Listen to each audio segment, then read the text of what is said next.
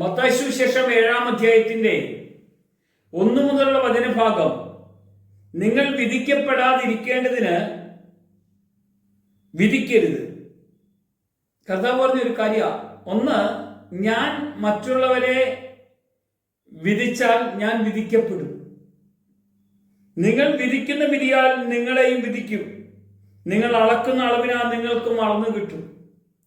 എന്നാൽ സ്വന്തം കണ്ണിലെ കോൽ കാണാതെ സഹോദരന്റെ കണ്ണിലെ കരട് നോക്കുന്നത് എന്ത്? മറ്റുള്ളവർ എന്നാ ചെയ്യുന്നു എന്ന് ശ്രദ്ധിച്ചുകൊണ്ടിരിക്കാതെ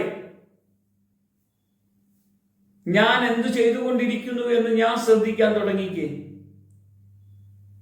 ഞാൻ എൻ്റെ ജീവിതത്തിലേക്ക് വന്നേ. എൻ്റെ ജീവിതത്തിലെ പ്രവൃത്തികളെ ഒന്ന് നോക്കിക്കേ.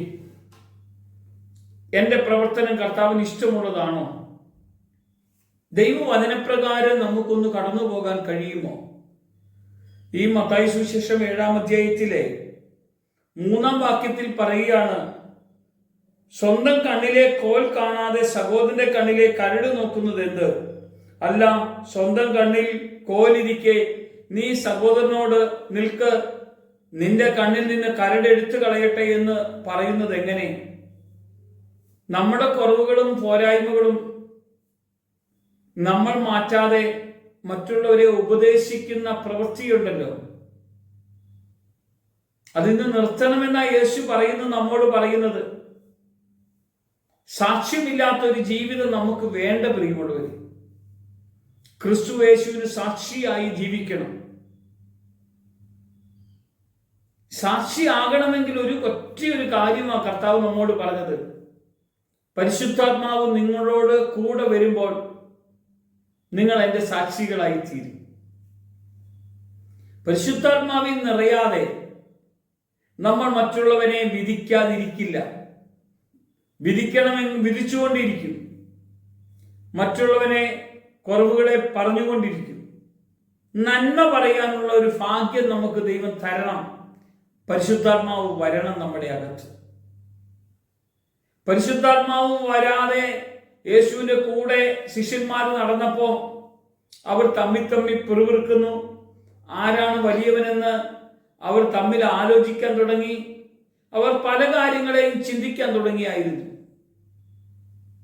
എന്നാൽ പരിശുദ്ധാത്മാവ് അവരുടെ മേൽ വന്നു കഴിഞ്ഞപ്പോൾ അവർ വചനത്തിൽ പറയുകയാണ്, ഏക മനസ്സോടെ, ഏക ഹൃദയത്തോടെ, ഏക ദൈവത്തിന്റെ സന്നിധിയിൽ അവർ പ്രാർത്ഥിക്കാൻ തുടങ്ങി. പ്രിയമുള്ളവരെ, നമ്മുടെ കണ്ണിനെ നമ്മളൊന്ന് നിയന്ത്രിച്ചാലുണ്ടല്ലോ, ആവർത്തന പുസ്തകം 6-ാം അധ്യായത്തിൽ പറഞ്ഞതുപോലെ നിന്റെ കണ്ണിൽ ഒരു പട്ടം കെട്ടണം. അടയാളമാണ് വചനത്തിന്റെ. നിന്റെ നോട്ടം ദൈവത്തിന് ഇഷ്ടമില്ലാത്ത ഒന്നിലേക്കും പോകരുത്, കാണരുത്. നിന്റെ കാത്, നിന്റെ കാല്, കയ്യ്, ഇവിടെയാണ് കർത്താവ് നമ്മോട് പറഞ്ഞത്.